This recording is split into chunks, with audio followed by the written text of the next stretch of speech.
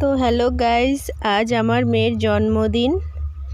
তো জন্মদিনে আজকে কি করব সেটাই তোমাদের সাথে কিছু শেয়ার করব।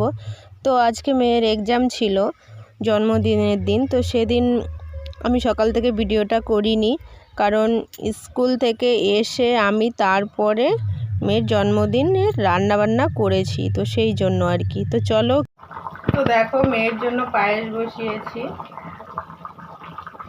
তো দেখো একদিকে পায়েস হচ্ছে, আরেকদিকে মাংসর ঝোল হচ্ছে, আর ঘুগনি, আলু ভাজা, বেগুন ভাজা, তারপরে ডাল এসব হয়ে গেছে। এসব নামিয়ে নিয়েছি এসেই, তারপরে মাংসটা আর পায়েসটা লাস্টে করলাম। আর রাত্রেবেলা থাকছে লুচি।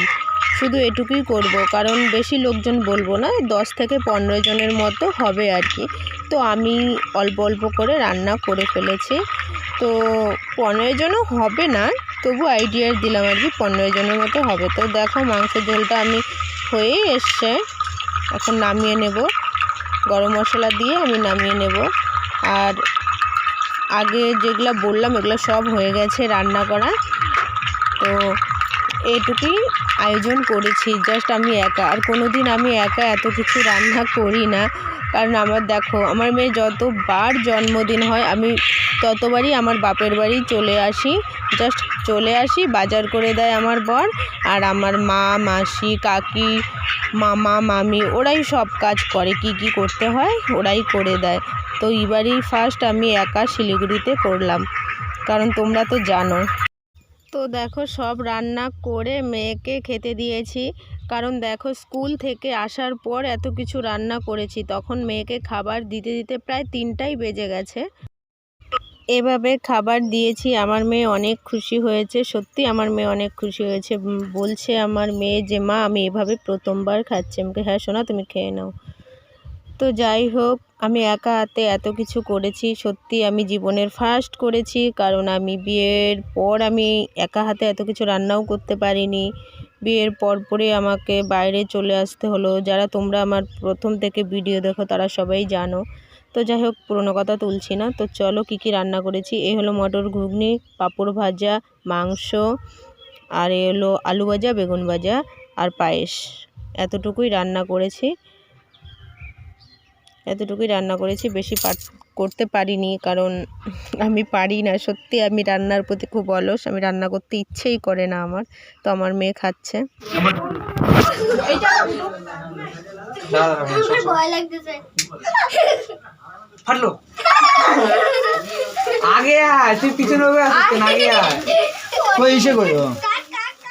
কিছু কিছু সুখে এত খুশি থাকে মিশে,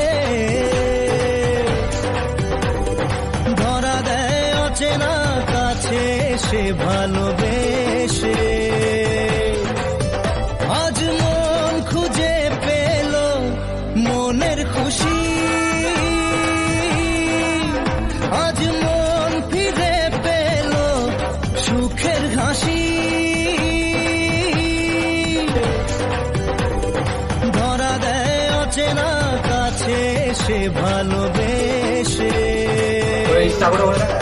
আজ মন খুঁজে পেল মনের খুশি, আজ মন ফিরে পেল সুখের হাসি।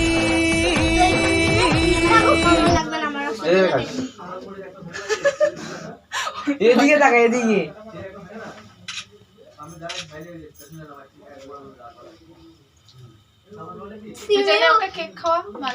মিষ্টি আছে তো,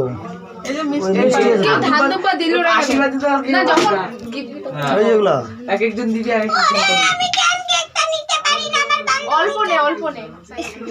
আমি দেখেও দেয় না। দিদি জোগাড় দিস তো।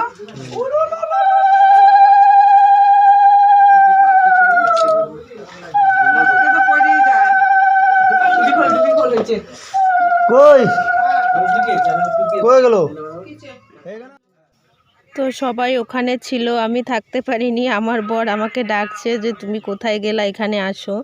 তো আমি বললাম না আমি যাব না, ওরাই দিক, আমি দিব না। তো আমি ওইদিকে কাজ করছি, তো সেই জন্য আর কি, আর আমি দিতে পারবো না। তো ওই জন্য মেয়েকে আশীর্বাদ করতেও যাইনি। তো আমাদের ছিল ওষুধ ছিল, আমি বার্থডেটা করতাম না, ঠিক আছে। তো আমার মেয়ে খুব কান্নাকাটি করছিল, তো সেই জন্য আর কি আমি কিছু আশীর্বাদের এত আয়োজন করিনি। জাস্ট ধান ধূপবাটা আয়োজন করেছি, প্রদীপ টদীপ ধরাইনি, কারণ এটা তো শুভ কাজ, তো সেই জন্য আর কি। তো আমাদের মানে অসুস্থ শরীরে এটা করতে পারি না, তো সেই জন্য ওর পিসি আশীর্বাদ করছে, বলে দিয়েছে যে তুমি দাও, আমি দেব না, তো ওই জন্য ওর পিসি আশীর্বাদটা করলো। আর এই প্রথমবার আমি যে মেয়ের কাছে নেই, কারণ আমি প্রতিবার মেয়েকেও সাজিয়ে গুজিয়ে আমিও নিজেও সেজে নিই, কারণ প্রতিবার তো বাপের বাড়ি করি, বাবা মা ওরাই সবাই কাজ করে, তো সেই জন্য। আর এবার দেখো আমি কিছুই সাজিনি, জাস্ট একটা নাইটি পরা আছে, আর কিচ্ছু সাজগুজ করিনি। আর এদিকে আমি ব্যস্ত, একদিকে ভাত বসিয়েছি আর একদিকে লুচি ভেজে নিচ্ছি, এটা রাত্রেবেলা, কারণ ভাতও দেবো লুচিও দিব, তো সেই জন্য আর কি।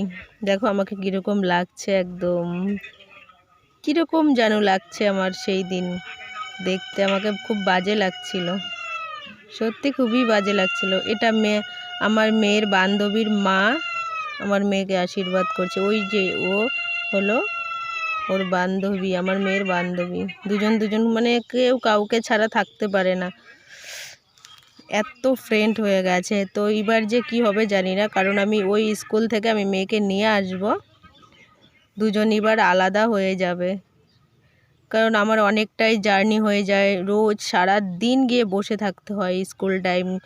আর তোমরা তো আমার আগের ভিডিওগুলো দেখতে পেরেছো, আমি সারা দিন গিয়ে বসে থাকি ওখানে, বাড়িতে রান্নাবান্না সেরকম কিছু করে যেতে পারিনি, জাস্ট সিদ্ধ ভাত খেয়ে যেতে হয়, তো সেই জন্য আর কি। আমার বড় বলছে না এবার কাছাকাছি দিয়ে দাও, তো এবার আমরা যেখানে থাকি সেখানে স্কুলে ভর্তি করিয়ে দেব। তো দেখো আমার বর আমার মেয়েকে এখন খাইয়ে দিচ্ছে, জল খাইয়ে দিচ্ছে। তো আগে কি খাইয়ে দিয়েছে আমি জানি না, আর আমি কিছু ভিডিও করতে পারিনি, কারণ আমি রান্নার দিকে খুব ব্যস্ত ছিলাম, তো সেই জন্য আমি কিছু ভিডিও করতে পারিনি।